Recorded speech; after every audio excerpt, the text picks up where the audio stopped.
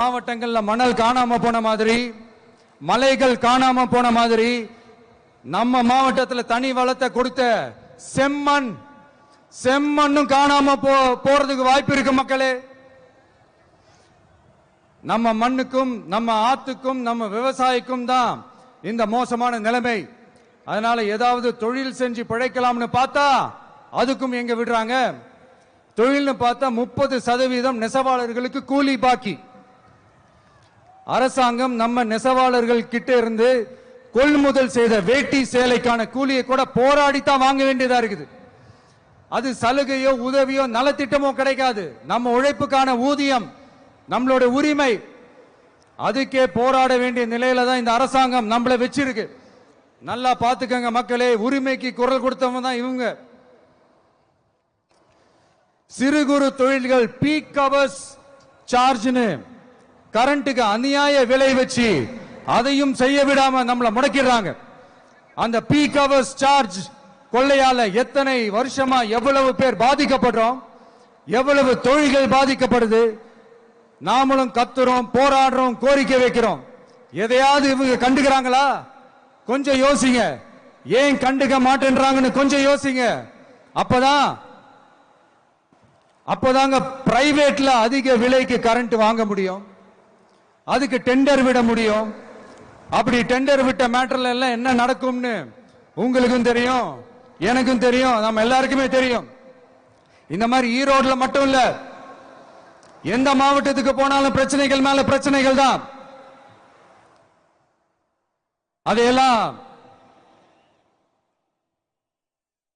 அதையெல்லாம் தீக்கிறதுக்கு ஒரு சொல்யூஷன் கூட சொல்லாம இதுல வேற பெருமையா மாடல் அரசுங்கிறது இல்ல. நான் கேட்கிறேன், கூச்சமா இல்ல?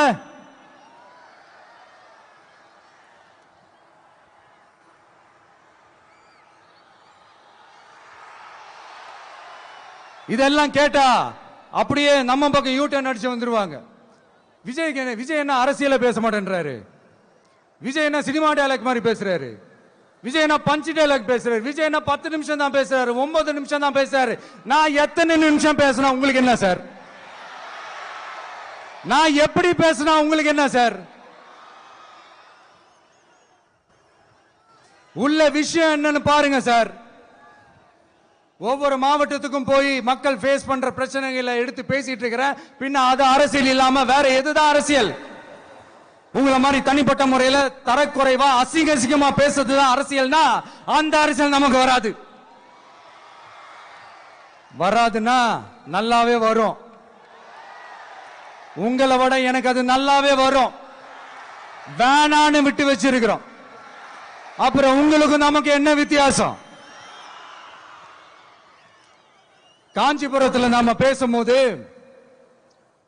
இந்த மாதிரி உங்களால் அமைக்கப்பட போற ஆட்சியில நம்ம ஆட்சிக்கு வந்த உடனே என்னெல்லாம் செய்ய போறோம்ன்றது சிலது சொன்னோம். அதையெல்லாம் தப்பா புரிஞ்சுக்கிட்டு இப்போ சொல்றேன், விளக்கமா சொல்றேன். நான் சலுகைகளுக்கு எதிரானவன் கிடையாது. மக்களுக்கான சலுகைகளை இலவசம்னு சொல்லி அசிங்கப்படுத்துறதுல எனக்கு உடன்பாடு கிடையாது. மக்கள் காசுல மக்களுக்கு செய்யறதை எப்படி இலவசம்னு சொல்லுவீங்க? அப்படியே செஞ்சிட்டாலும் ஓசில போறேன்னு சொல்லி அசிங்கப்படுத்துறீங்க. என்ன கேட்கறதுக்கு ஆள் இல்லைன்னு நினைச்சீங்களா? மக்களுக்கு ஒண்ணுன்னா இந்த விஜய் வந்து நிப்பா, இந்த விஜய் வந்து கேள்வி கேட்பா. இந்த விஜய் எப்பவுமே மக்கள் பக்கம் தான், அதே மாதிரி மக்களும் என் பக்கம் தான். என் மக்கள் மானத்தோட மரியாதையோட கௌரவத்தோட வாழணும். என் மக்கள் யாருக்கும் கீழே கிடையாது. அப்படி அவங்க கௌரவத்தோட வாழணும்னா அவங்களுக்கான வாழ்க்கை தரம் உயரணும். வாழ்க்கை தரம் உயரணும்னா அவங்களோட வாழ்வாதாரம் உயரணும். வாழ்வாதாரம் உயர்ந்தாதான் பொருளாதாரம் உயரும். பொருளாதாரம் உயர்ந்தாதான் வசதி வாய்ப்புகள் உயரும். இதெல்லாம் உயர்ந்தாலே ஆட்டோமேட்டிக்கா அவங்களோட வாழ்க்கை தரம், அவங்களுக்கான மரியாதை, அவங்களுக்கான கௌரவம் எல்லாமே உயரும். இதுக்கான வழிகள், அந்த சூழல்களை அந்த கவர்மெண்ட் அமைச்சு கொடுக்கணும். இதுக்கான அந்த திட்டங்களை செயல்படுத்தணும். இதெல்லாம் செஞ்சாதான் அந்த அரசாங்கம் ஒரு நல்ல அரசாங்கம். இதைத்தான் அன்னைக்கு சொன்னோம்.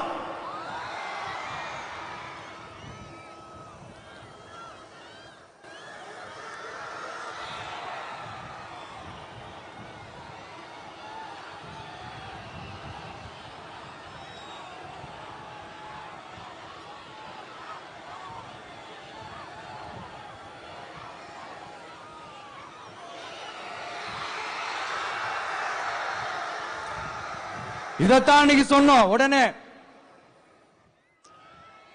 சொன்னா மட்டும் போதுமா? எப்படி செயல்படுத்துவீங்க? நாங்க என்ன வாயிலேயே வடை சுடுறதுக்கு டிஎம்கேவா,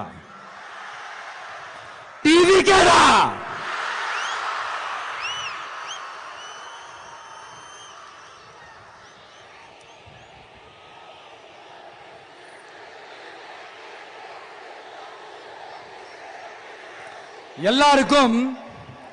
எல்லாருக்கும் நிரந்தரமான ஒரு வீடு இருக்கணும்னு சொன்னோம். உடனே எங்க ஆட்சியிலே நாங்க எல்லாரும் வீடு கட்டி கொடுத்துட்டோமே அப்படிங்கிறது இல்ல. நான் கேட்கிறேன், இங்க உங்களை தான் கேட்கிறேன், இங்க வாடகைக்கு இருக்கிறவங்களே இங்க யாரும் இல்லையா? எல்லாருக்கும் சொந்தமா வீடு கட்டி கொடுத்துட்டாங்களா? அடுத்து வீட்டில் இருக்கிற ஒவ்வொருத்தரும் மினிமம் டிகிரி படிச்சிருக்கணும் அப்படின்னு சொன்னோம். உடனே எங்க ஆட்சியிலே எல்லாரும் டிகிரி படிச்சு முடிச்சிட்டாங்களே அப்படிங்கிற மாதிரி சொல்றது அது உண்மைனா? ஸ்கூல் லெவல்லையே டிராப் அவுட்ஸ் அதிகமானது யாரோட ஆட்சியிலங்க?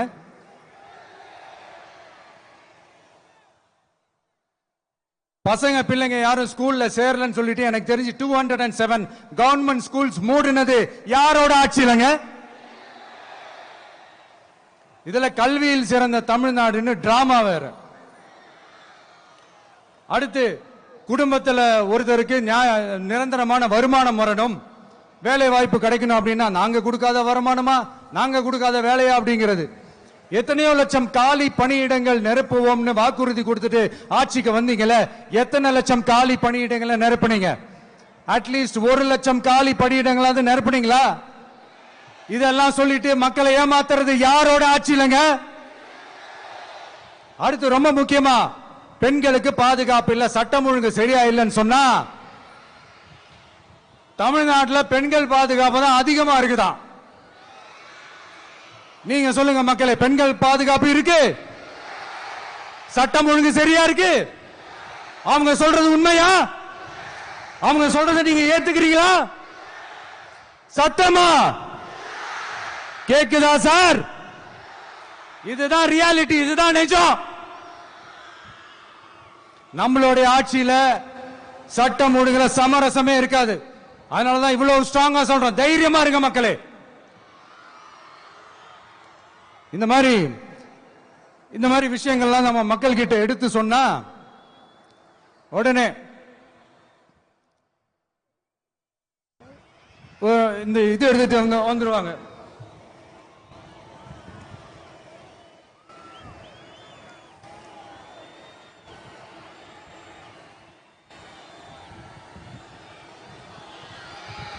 இந்த மாதிரி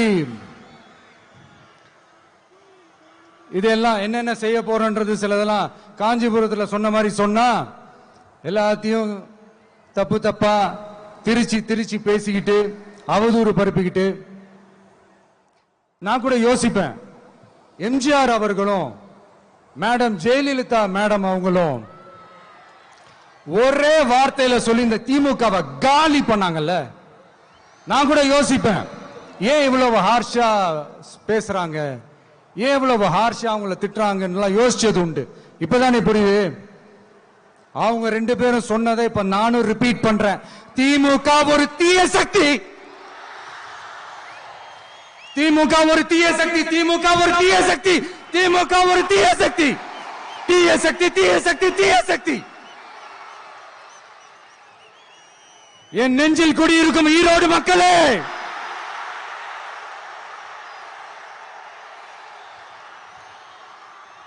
டிவிகே ஒரு தூய சக்தி. எப்படி? டிவிகே ஒரு தூய சக்தி. தூய சக்தி டிவிகேவுக்கும் தீய சக்தி டிஎம்கேவுக்கும் தான் போட்டியே.